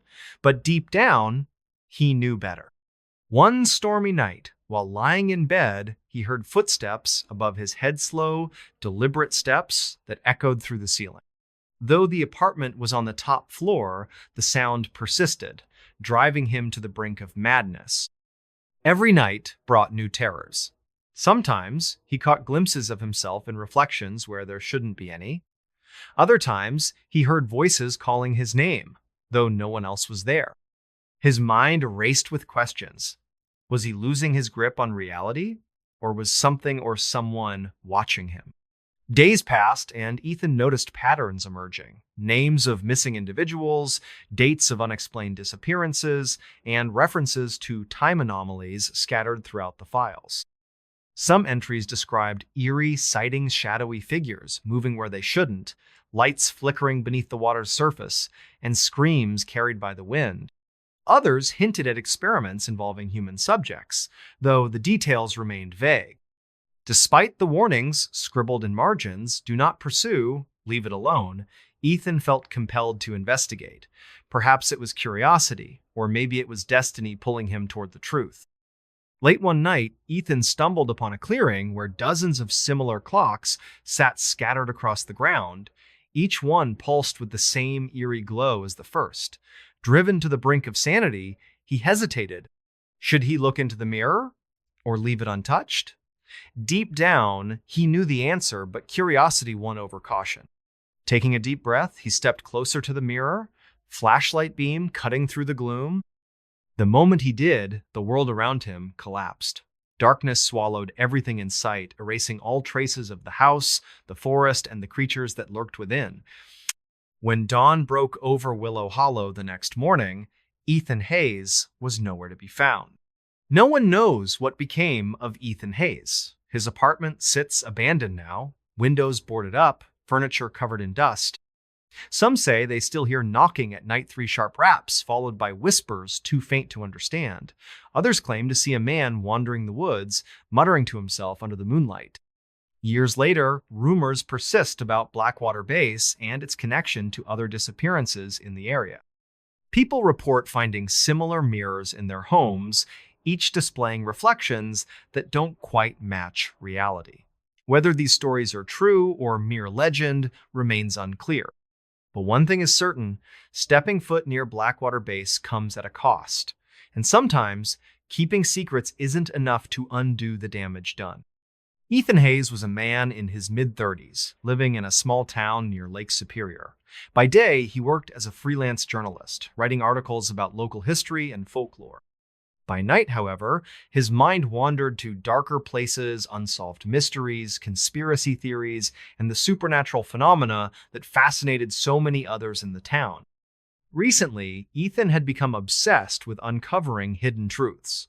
His last article about government cover-ups had gained significant attention online, sparking interest among conspiracy enthusiasts. Encouraged by the response, Ethan decided to dig deeper. That's when he discovered the legend of Blackwater Bastion enigma wrapped in secrecy. According to the documents, the U.S. government had once used a secluded area near Willow Hollow for experimental purposes during the Cold War era. Details were scarce, but there were hints of something far more sinister than mere military drills. People sent to the base never returned, not even scientists or soldiers. Those who tried to investigate disappeared without a trace. Any mention of the base was erased from official records, leaving behind only whispers and rumors. One evening, while sitting alone in his living room, Ethan heard a knock at the door. Knock, knock, knock.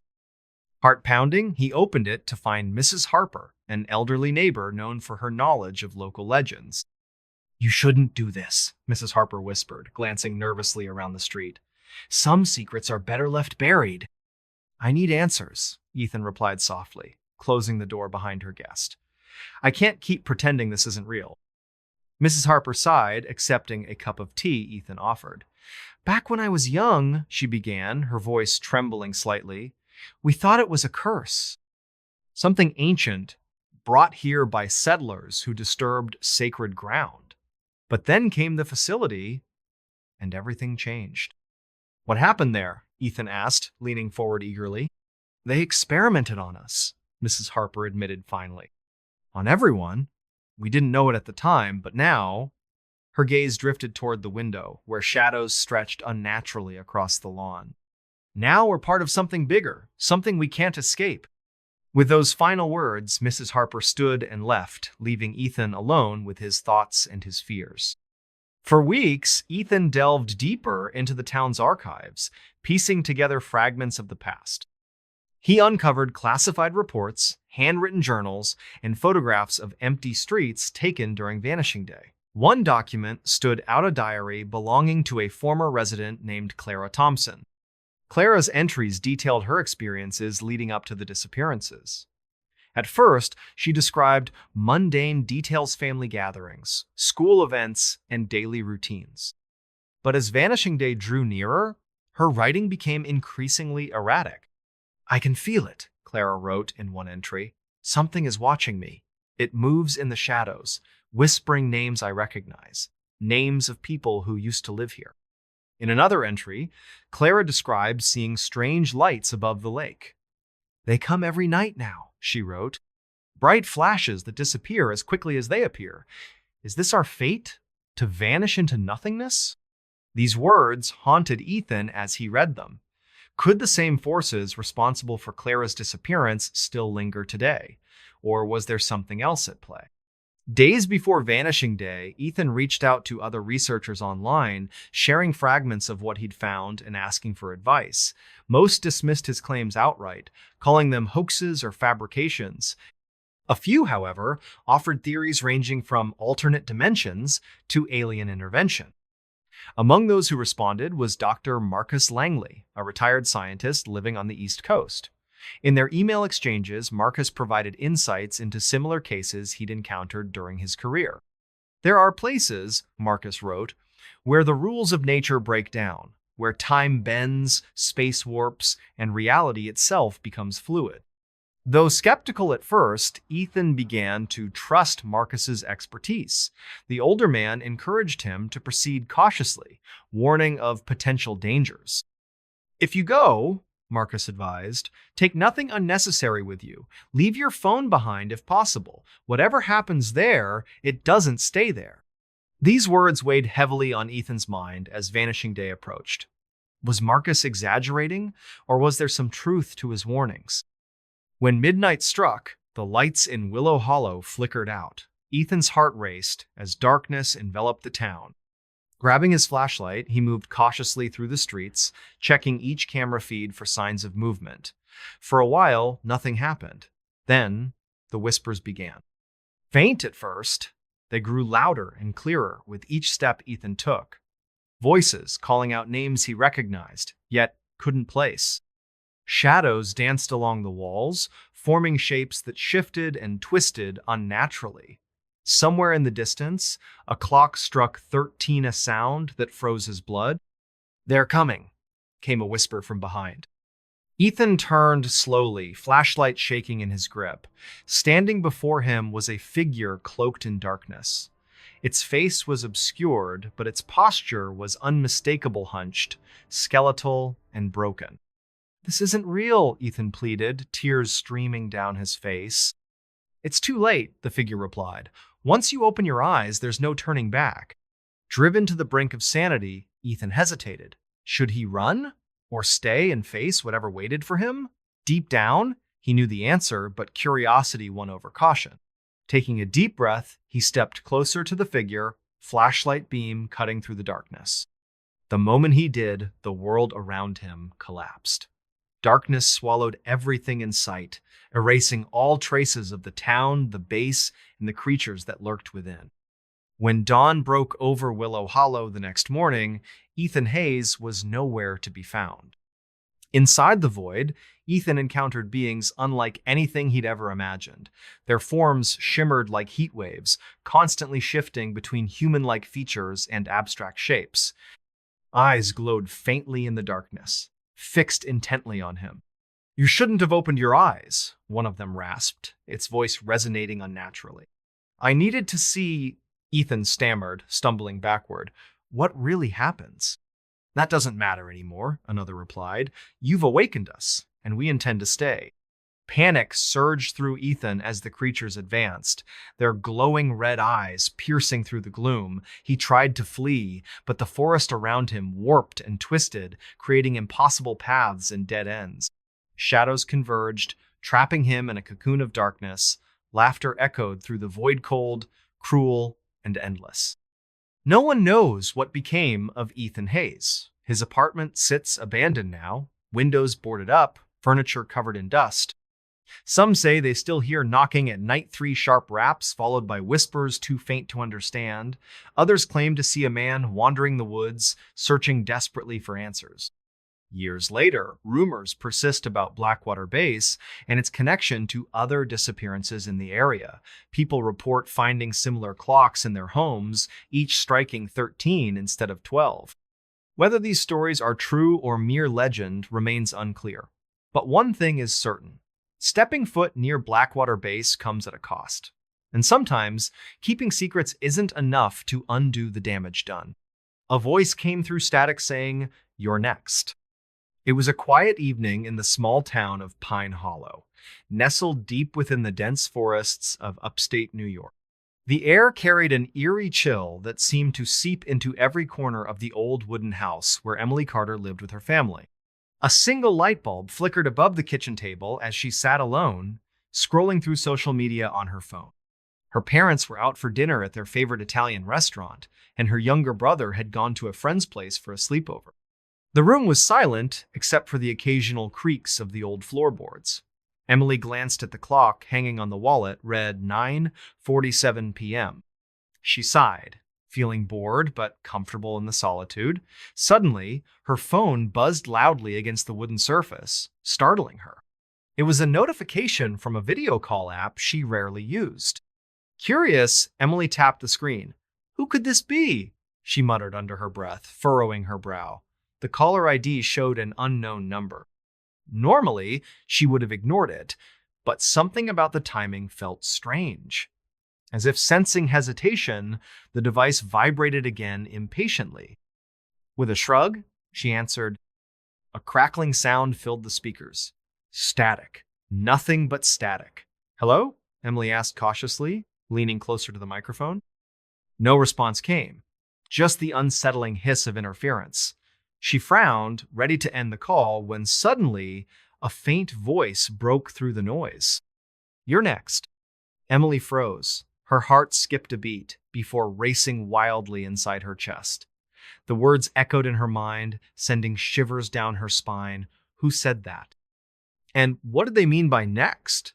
Panic began to rise, but she forced herself to stay calm. "Who is this?" she demanded, her voice trembling slightly despite her effort to sound assertive. There was no answer, only more static. Then, just as suddenly as it had begun, the line went dead. Emily stared at her phone, breathing heavily. The screen displayed, "Call ended." She swallowed hard, trying to rationalize what had just happened. Maybe it was a prank call, or maybe there was some kind of glitch in the system. But deep down, a nagging feeling told her otherwise. To distract herself, Emily decided to check on the rest of the house. She stood up slowly, grabbing a flashlight from the drawer near the door. The hallway outside her kitchen stretched long and dark shadows dancing along the walls from the dim glow of her light. Each step echoed eerily throughout the empty home. Reaching the living room, she noticed something odd. The television was on, though she clearly remembered turning it off earlier. The screen displayed nothing but snow, accompanied by the same crackling sound she'd heard during the call. Confused, Emily approached the set and reached for the remote control. But before she could press any buttons, another message appeared across the screen in bold white letters. "You're next." This time, fear gripped her throat so tightly she couldn't scream. Tears welled up in her eyes as she stumbled backward, tripping over a rug and landing hard on the floor. Desperate to escape, she scrambled toward the front door, but as she twisted the doorknob, she realized it wouldn't budge. Someone or something was keeping her trapped inside. Panic consumed her now. Emily ran back through the house, searching desperately for another exit. The windows! Yes, the windows might offer a way out. Racing upstairs, she flung open one of the curtains overlooking the backyard. What she saw outside made her blood run cold. Standing beneath the pale moonlight was a figure cloaked entirely in black. Its face obscured by a hood, yet its presence radiated menace. For a moment, their gazes locked across the distance. Emily didn't know how or why, but she felt certain this entity was responsible for the call sand, whatever else was happening. Summoning all her courage, she grabbed the nearest object, a heavy vase, and hurled it at the window. Glass shattered everywhere as fresh air rushed in. Without thinking twice, she climbed onto the sill and leapt into the yard below. Pain shot through her legs upon impact, but adrenaline propelled her forward. She sprinted blindly through the forest surrounding her property. Branches whipped against her skin, twigs snagged at her clothes, but she didn't stop. Her lungs burned, her muscles screamed, yet still she pushed onward. Somewhere behind her, she thought she heard footsteps pounding after her. Faster and faster, she ran until finally collapsing near a clearing. Exhaustion claimed her briefly, allowing her mind to wander. Was this real? Could it possibly be true? Questions swirled endlessly without answers. When she mustered the strength to stand once more, daylight greeted her instead of night. How had hours passed unnoticed? More importantly, where was she now? In the distance loomed an abandoned asylum known locally as Blackwood Sanitarium. Its crumbling facade seemed to beckon her closer. Though terrified, Emily felt inexplicably drawn to investigate. Inside, the atmosphere grew heavier with each step taken deeper into its halls. Dusty floors groaned beneath her weight, while peeling wallpaper revealed ghostly shapes painted beneath. And then she found them. Photographs scattered carelessly across a desk in one of the rooms, images of people who bore striking resemblance to those around her hometown. People who had mysteriously vanished over the years. Among these pictures rested one final note written hastily in red ink. They've already chosen you. This video killed everyone who watched it, until now. It was a quiet evening in the small town of Maple Ridge, where fog often clung to the streets like an unwelcome visitor. The air carried a faint scent of damp leaves and wood smoke as Emily Carter sat cross-legged on her bed, scrolling through videos on her phone. It was 10:17 p.m., and the dim glow of her screen illuminated her face with a soft blue light. Outside, the wind howled softly, rattling the old wooden shutters of her bedroom window. Emily had been bored all day, stuck at home while her parents were out celebrating their anniversary and her younger brother Jacob was visiting friends for the weekend. She sighed, tapping aimlessly through social media when something caught her eye, a video titled, "This video killed everyone who watched it until now." Her fingers hesitated over the play button. A chill ran down her spine as she read the ominous caption beneath it. "Watch if you dare, but don't blame me if you regret it." Curiosity gnawed at her like a restless beast. What could this possibly mean? Was it just another internet prank? Or was there some truth behind those cryptic words? After a moment of hesitation, she pressed play. The video began with static nothing but black and white fuzz crackling across the screen. Emily frowned, leaning closer to her phone. Then, slowly, shapes began to emerge from the chaos. Faces, distorted faces, screaming silently into the void. Their mouths moved without sound, their eyes wide with terror. A sudden jolt of electricity surged through her body as one of the faces seemed to lock onto hers, staring directly into the camera. Or was it looking straight at her? Fear gripped her throat as the video cut abruptly to a dark room lit only by candlelight. In the center of the frame stood a shadowy figure cloaked in black, its face obscured by a hood. Its voice echoed hollowly through the speakers. "To watch is to die." Emily's heart skipped a beat. She dropped the phone as if it had burned her, scrambling backward until her back hit the wall. Her breathing quickened, her chest rising and falling rapidly as adrenaline coursed through her veins. This couldn't be real, could it? But deep down, she knew that something about this video felt different, more sinister than any other horror story she'd ever encountered. She glanced nervously at the clock. It now read 10:25 p.m. Just 8 minutes had passed since she started watching the video. Yet somehow, time felt stretched, distorted, as if reality itself had bent around her. Shaking off the unease, she grabbed her phone again and searched online for information about the mysterious clip. To her surprise, dozens of forum posts popped up, each detailing similar experiences. One user wrote, "I watched it last night. I woke up this morning fine, but my cat didn't. Found him dead in the corner of the living room." Another claimed, "Don't watch it unless you want to join them. They're waiting for you." Emily swallowed hard, her stomach churning as she scrolled further. Most of the comments ended abruptly, as though the users had simply stopped typing mid-sentence. Some accounts were even marked inactive shortly after posting. It was as if they had vanished into thin air. Her mind raced with questions. Who made this video? Why did it exist? And most importantly, what would happen to her now that she had seen it? Panic began to rise within her, but she forced herself to stay calm. Maybe it was all just coincidence, or perhaps someone was playing a cruel joke on the internet. Still, she couldn't shake the feeling that she wasn't alone anymore. Before the events of that fateful night, Emily had often heard stories about the strange occurrences in Maple Ridge from her grandmother. The town was rumored to have been built over ancient burial grounds, and many believed that supernatural forces lingered in the area. One particular legend spoke of a cursed videotape discovered decades ago in Blackwood Sanitarium, an experimental facility rumored to have conducted unethical experiments involving human psychology and paranormal phenomena. According to local lore, the sanitarium had once housed patients suffering from severe mental illnesses. Researchers there attempted to manipulate their subconscious minds using audio-visual stimuli, hoping to unlock hidden truths about the human psyche. However, these experiments went horribly wrong, resulting in numerous deaths among both patients and staff. The cursed videotape was said to be a byproduct of these failed experiments, imbued with malevolent energy that drove anyone who watched it to madness or worse. Despite the warnings, curiosity got the better of Emily. She decided to investigate further, starting with the oldest residents of Maple Ridge, who might remember the sanitarium's dark past.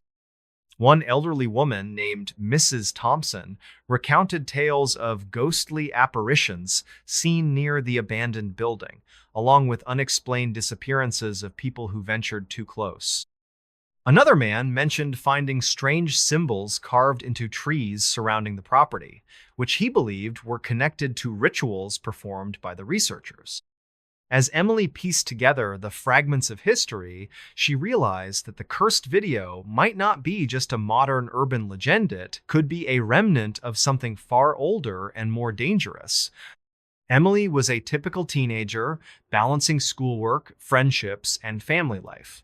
She excelled in photography, often capturing hauntingly beautiful images of the woods surrounding Maple Ridge.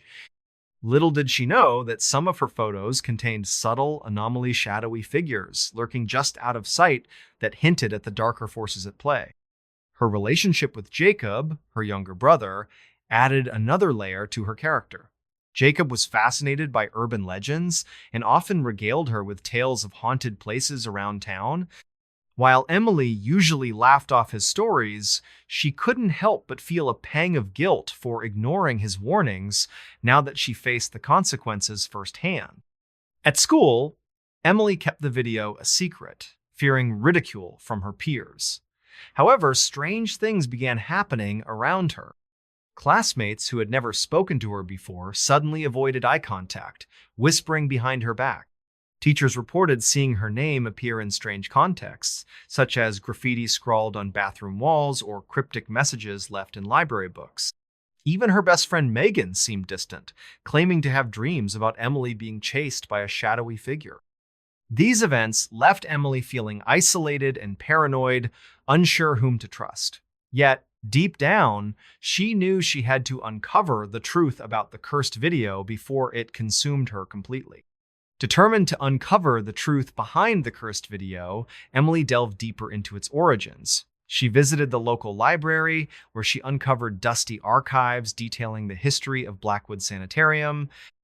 According to the records, the facility had conducted experiments on patients using audiovisual stimuli designed to tap into subconscious fears. One entry stood out a report describing a prototype videotape created to induce extreme psychological distress. The experiment went horribly wrong, resulting in multiple deaths among test subjects. The tape was buried deep within the sanitarium's basement, presumed lost forever until now. Armed with this knowledge, Emily decided to visit the abandoned sanitarium herself. With trembling hands, she gathered supplies: a flashlight, a notebook, and a recording device to capture any evidence of paranormal activity. As she approached the crumbling building, an overwhelming sense of dread washed over her. The air grew colder, and the faint smell of decay filled her nostrils. Inside, the atmosphere was suffocating. Dusty floors groaned beneath her weight, and peeling wallpaper revealed ghostly shapes painted beneath.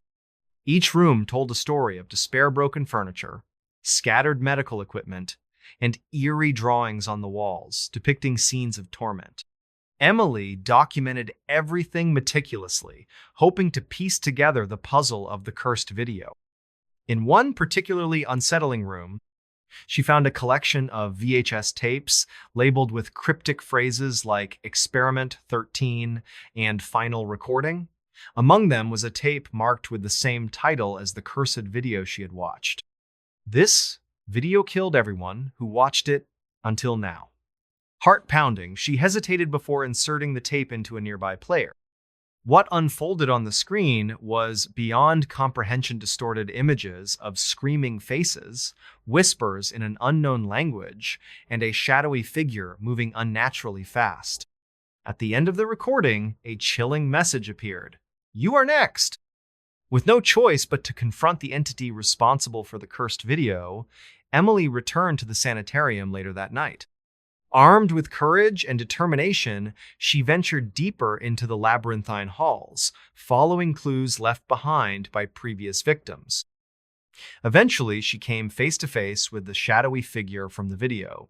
Cloaked entirely in black, its presence radiated pure menace. Despite her fear, Emily refused to back down. Using her knowledge of the sanitarium's history and the cursed video's origins, she devised a plan to break the curse. Through sheer determination and quick thinking, Emily managed to reverse engineer the curse by recording herself confronting the entity.